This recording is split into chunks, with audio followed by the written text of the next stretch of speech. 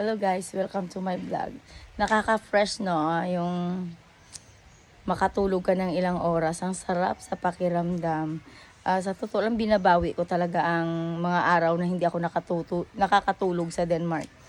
Hay, nako, ang sarap, sarap, sarap. Ang sarap nang alam mo yung fresh na fresh, kagigising kang fresh na fresh. Ako yung hinahagilap ng aking nanay. Saan daw ako pumunta? Sabi ko, natulog lang ako, nay. Nakakain na daw sila lahat-lahat. Ako daw ay hindi pa nakakakain. Ayun, di ba? At masarap mamuhay sa Pilipinas, guys. Tapos may nanay ka. May nanay ka na nag-iintindi sa'yo. Nandyan para tulungan ka. Ang swerte-swerte mo. Yeah. Ang swerte-swerte ko after how many years? How many decades? Ngayon, nakasama ko ulit ang nanay ko. Napipil ko yung alaga niya. Sa totoo lang guys, maaga kasi akong nawalay sa nanay ko. Bata pa, siguro grade 5. Tapos high school ulit. Yun. Umuwi ako sa Santa Cruz from Manila. At hanggang high school.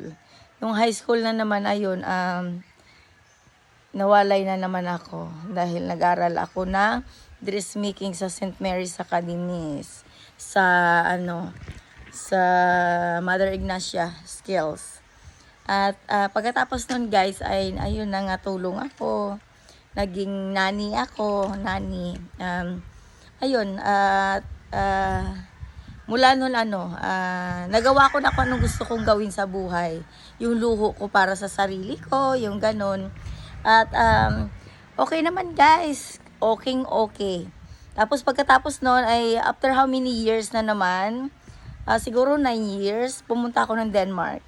Ayun, nasa tamang edad na ako guys. Pero alam mo yung buhay ko, buhay teenager ay na-enjoy ko naman kasama ang aking mga kaibigan. Kaya no regrets in life. Pero ang regret sa buhay ko na ay nung nag-asawa ako, yun. Hindi ang lalaking pinangarap ko. Ang pinapangarap mo na gusto ko perfectong lalaki, kahit na hindi talaga basta gusto ko ay lalaking matangkad. Yes. Matangkad, gwapo, syempre, 'di ba?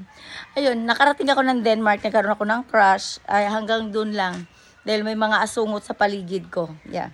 Masasabi mo na kapag minamalas ka talaga ng mga naging kaibigan ay mamalasin ka talaga habang buhay. Ayun, umuwi ako from Denmark after how many decades ulit. Dito na ako magpo-for good. Kasi guys, sa totoo lang, it's a mistake to choice to stay Europe. Yeah. At ang mangyayari lang pala sa buhay ko ay hindi naman kaaya-aya. Hindi rin maganda. So, I'm decide to be with my family now for good. At itutuloy ko ang pagiging vlogger, yeah, YouTuber.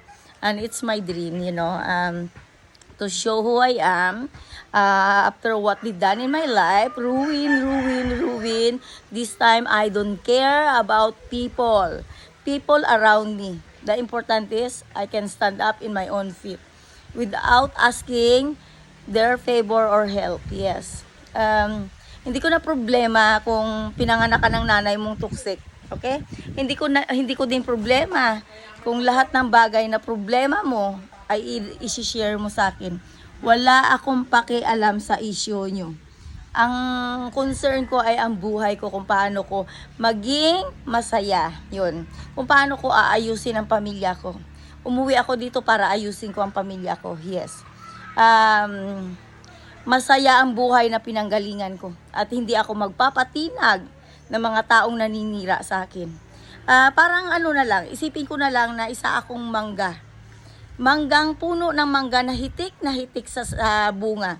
At binabato kung sino ang makakita. Ganyan ang aking nararanasan. Pero alam mo, instead na magpakalugmok ako, sinasabi ko sarili ko, wala akong pakialam sa inyo. Wala akong pakialam sa inyo as long na hindi ako nagpi-please sa inyo.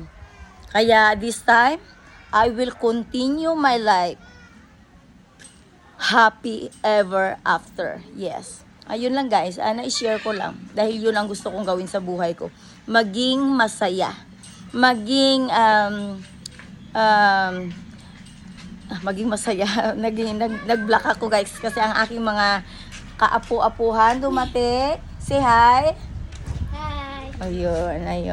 Ayun lang guys. Bye muna. Bye.